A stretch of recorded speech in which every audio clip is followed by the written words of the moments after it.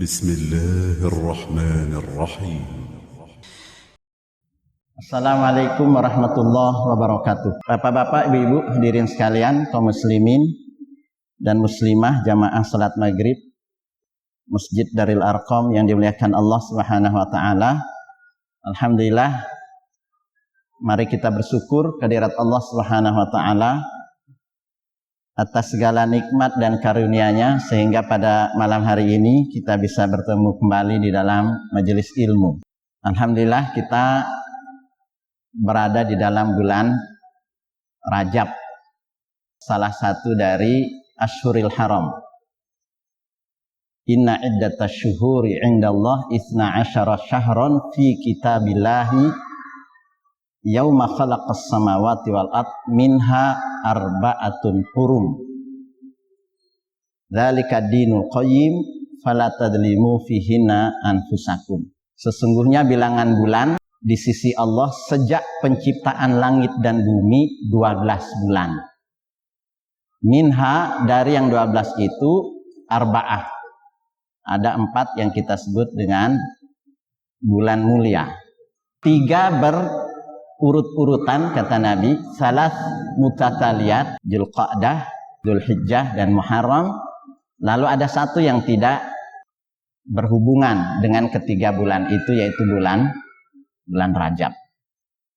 Nah, apa kata Allah? Fala tadlimu fihinna anfusakum. Jangan sampai ada di antara kita yang berbuat zalim pada 4 bulan tersebut.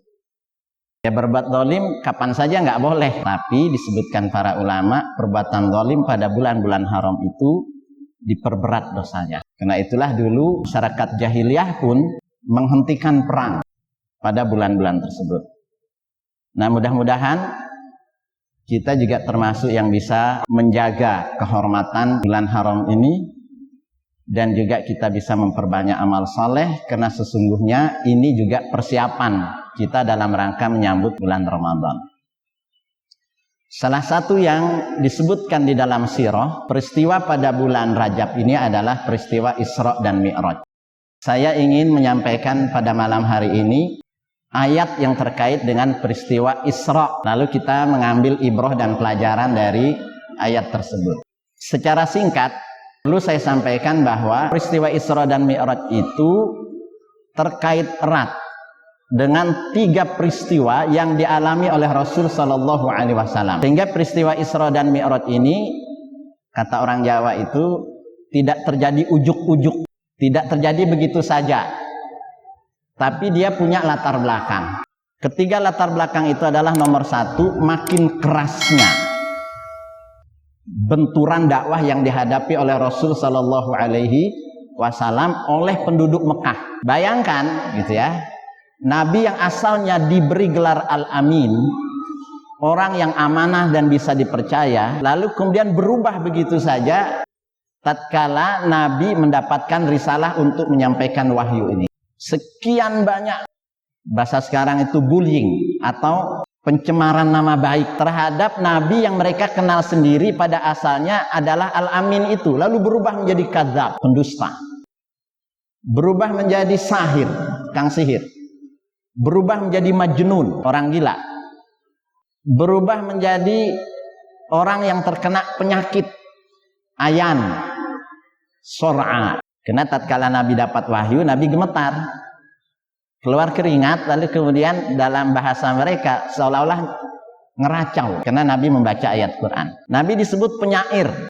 Mereka menyatakan Quran asatirul awwalin, dongeng orang-orang dahulu. Nah, sedemikian banyak bullying. Lalu kemudian penodaan secara fisik juga dialami oleh Nabi. Tatkala sujud, sebagian pembesar musyrikin pada saat itu menimpakan di atas kepala Nabi itu kotoran-kotoran hewan, perutnya, jeroannya, dan seterusnya. Nabi juga sempat dicekik kalau tidak dibantu oleh Abu Bakar, celaka. Nah, sedemikian banyak siksaan yang bersifat fisik, sampai akhirnya Nabi berusaha mencari lahan wilayah dakwah baru selain kota Mekah. Memang kota Mekah itulah yang kemudian disebutkan Quran untuk menjadi tempat dakwah pertama kali, litundzira ummal qura wa man haulaha, agar engkau memberikan peringatan di Ummil Qura, Mekah dan sekitarnya. Nah, lalu kemudian Nabi mencari lahan dakwah baru di Taif. Tapi di Taif pun ditolak. Sekalipun Nabi mendengar kabar dia akan diterima di sana. Tapi lebih menyakitkan lagi, sampai kemudian para preman, anak-anak dipersiapkan untuk melakukan penolakan. Nabi diusir dengan sangat terhina, dilempari batu dan dikejar oleh anak-anak dan para preman ini sampai kemudian keluar dari kota Taif dalam kondisi terhina. Sehingga tatkala Islam besar dan berkuasa, Aisyah pernah bertanya kepada Nabi SAW, "Ya Rasulullah, katanya, dalam perjuangan hidup yang pernah engkau alami, perasaan apa yang paling menyakitkan setelah perang Uhud?" Dalam perang Uhud, umat Islam syuhada, bahkan paman Nabi Hamzah itu disobek-sobek perutnya, dibelah oleh Hindun yang sakit hati karena banyak keluarganya dalam perang Badar dibunuh oleh Hamzah. Nah, peristiwa ini lalu kemudian ditanya oleh Aisyah, adakah peristiwa yang lebih menyakitkan daripada peristiwa perang Uhud? Apa jawab Nabi? Ada. Tatkala saya terusir secara terhina, diperolok orang, dilecehkan dari Taif. Dalam kondisi yang seperti ini, dakwahnya di Mekah ditolak, di Taif ditolak, biasanya Nabi dihibur oleh keluarganya, terutama istrinya. Jangan sampai kita ini babak belur di luar, di dalam rumah tangga juga babak belur, kan? Jangan begitu. Punya masalah banyak di luar, ternyata rumah tangga nggak mendukung istri. Nah, istri beliau Khadijah yang biasanya mendukung dakwahnya wafat. Tidak lama wafat juga Abu Thalib, yang selama ini juga membantu dakwahnya, sekalipun sampai akhir hayatnya tidak masuk. Nah, rentetan peristiwa-peristiwa yang amat sangat menyakitkan inilah yang dialami oleh Rasul Sallallahu Alaihi Wasallam. Penderitaan yang amat sangat luar biasa. Karena itu apa kata Nabi? Asyaddul bala al-anbiya sumal amsal fal amsal. Orang yang paling berat bala, ujian hidupnya itu adalah para nabi. Sumal amsal, sumal amsal. Lalu yang semisal, lalu yang semisal dengan para nabi. Kalau kita merasa bahwa ujian terberat itu adalah kita dilempari batu, diperangi. Nabi diperangi, dilempari batu. Kalau ujian terberat itu diusir oleh masyarakat, Nabi juga terusir sampai kemudian hijrah ke kota Madinah. Kalau ujian terberat itu adalah orang-orang dekatnya pada disiksa, pengikutnya dikejar-kejar, sama. Nabi juga mengalami hal itu. Para sahabat dikejar-kejar, bahkan ada yang terbunuh sampai Nabi memerintahkan agar hijrah ke Habasyah 2 kali. Kalau ujian hidup adalah kematian orang-orang terdekat, Nabi mengalami 3 orang putranya wafat, masih bayi. Abdullah, Qasim, Ibrahim. Nggak ada anak Nabi yang laki sampai dewasa dan besar. Kalau musibah itu adalah istri wafat, Khadijah wafat, ya semua dialami oleh Nabi Shallallahu Alaihi Wasallam. Nah, rentetan inilah sesungguhnya yang menjadi latar peristiwa Isra dan Mi'raj. Jadi beberapa banyak penulis sirah menyebutkan Isra Mi'raj itu adalah tasliyah bahasa mereka. Tasliyah itu artinya hiburan. Hiburan Allah kepada nabinya yang begitu amat sangat menderita dengan sedemikian banyak cobaan hidup dan penolakan terhadap dakwahnya.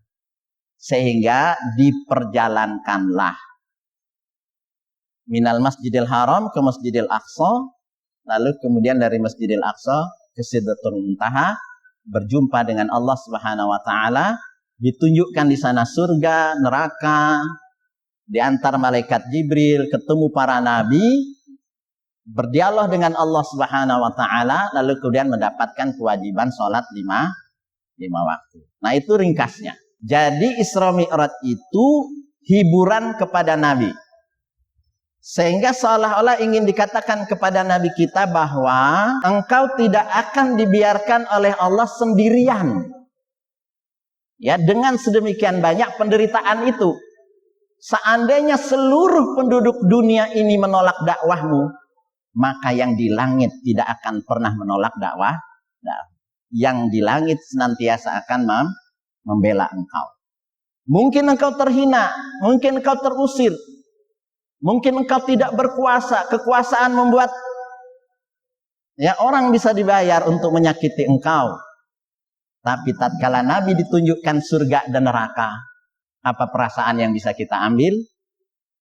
Surga itu memang diperoleh bagi orang yang hidupnya menderita di dunia. Surga itu adalah diperoleh bagi orang yang hidupnya susah di dunia ini, menderita. Hujibatin naru bisyahawat wa hujibatil jannatu bil makarih, kata Nabi. Hijabnya neraka itu dengan sesuatu hal yang bersifat syahwat, kuasaan. Sementara jannah itu diperoleh dengan hal yang makarih, yang tidak kita sukai. Tatkala ditunjukkan neraka, apa perasaan? Oh, ini ulah orang yang dulunya berkuasa di dunia. Nah, oleh karena itulah kita harus percaya hari kiamat. Hari kiamat itu disebut hari pembalasan. Malik Yaumiddin, yang memiliki hari pembalasan. Dengan begitu perasaan kita menjadi tenang dan tentram. Betapa pahitnya hidup di dunia, tapi surga nanti akhirnya. Betapa hebatnya orang-orang yang memusuhi Islam itu, tapi ujung mereka neraka. Sehingga begitu Nabi turun ke dunia, makin semangat dakwahnya. Termasuk menceritakan peristiwa Isra dan Mi'raj ini kembali kepada orang-orang Arab. Sampai kerabatnya yang pertama kali mendengar bilang, "Ya Rasulullah, jangan cerita masalah Isra dan Mi'raj. Musuhmu itu sudah banyak. Orang yang mendustai kamu itu sudah banyak. Cerita kamu tentang malaikat Jibril, ceritamu tentang Allah, ceritamu tentang surga neraka itu nggak ada yang percaya masyarakat Arab. Tambah lagi kamu akan cerita tentang peristiwa Isra dan Mi'raj ini. Perjalanan hanya 1 malam dari Masjidil Haram ke Masjidil Aqsa yang dilakukan oleh orang Arab. Itu kan wilayah Syam berbulan-bulan dalam rangka bisnis. Lalu kemudian cerita lagi kamu pergi ke langit dalam 1 malam. Siapa yang mau percaya lagi terhadap engkau?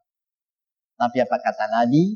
Saya tetap akan cerita pada mereka. Ceritalah Nabi. Nah, karena itulah disebutkan tatkala Nabi cerita, irtadda ba'dul muslimin. Sebagian orang Islam itu murtad. Sebagian pengikut Nabi itu akhirnya justru makin nggak percaya. Tapi orang yang percaya kepada Nabi makin militan. Siapakah yang makin militan itu? Diantaranya adalah Abu Bakar As-Siddiq. Mereka memprovokasi. Mereka mendatangi Abu Bakar. Wahai Abu Bakar, sahabatmu itu cerita apa lagi? Ngawur nih ceritanya, gitu kan? Tapi apa jawab Abu Bakar As-Siddiq? Karena selama ini persahabatan yang luar biasa, kedekatan yang selama ini secara emosional sudah ada.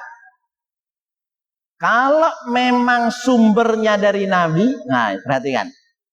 Dan Nabi menceritakan hal itu, bahkan lebih daripada itu pun saya akan percaya. Karena itulah dia disebut Siddiq. Orang yang maha membenarkan.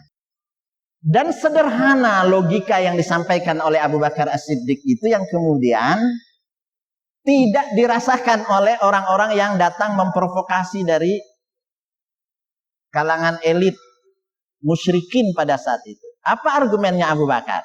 Dia bilang begini, bukankah sahabat saya ini dulu yang cerita bahwa ada malaikat Jibril menemui dia di sebuah gua, Lalu dia mendapatkan wahyu, wahyu itu disampaikan kepada kita.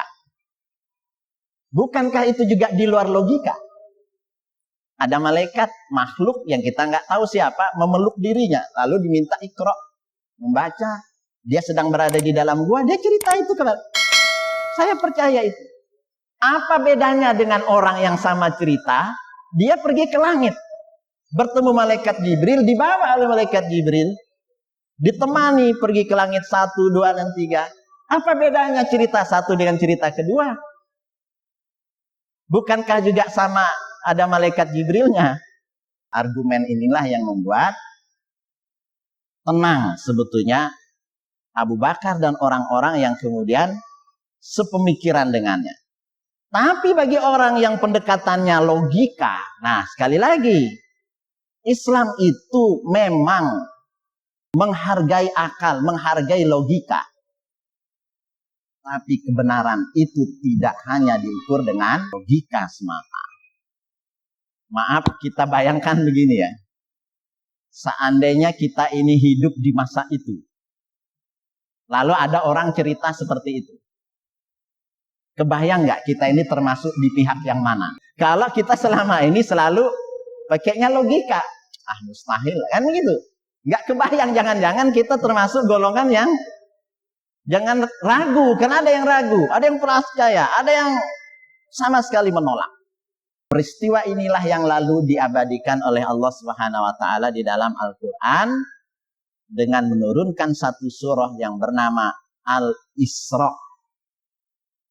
Nah, tapi surah Al-Isra ini puluhan ayatnya, ada 111 ayat surah Al-Isra. Tapi ayat yang bercerita tentang Isra itu hanya ayat 1 saja. Yang lainnya cerita tentang nabi-nabi dari Bani Israel dan cerita yang lain. Allah menyatakan, Subhanalladzi asra bi'abdihi lailan minal masjidil harami ilal masjidil aqsa alladzi barakna haulahu linuriyahu min ayatina innahu huwas samiul basir. Maha suci Allah yang telah memperjalankan hambanya pada satu malam dari Masjidil Haram ke Masjidil Aqsa yang telah kami berkahi sekelilingnya agar kami perlihatkan kepadanya sebagian tanda-tanda kebesaran kami, sesungguhnya dia adalah maha mendengar lagi maha melihat. Kita ingin mengambil ibrah dari satu ayat ini. Pertama, ayat ini dimulai dengan subhana. Apa artinya bagi kita? Ya, rajin-rajin bertasbih saja kita. Jadilah manusia yang rajin bertasbih kepada Allah Subhanahu wa taala.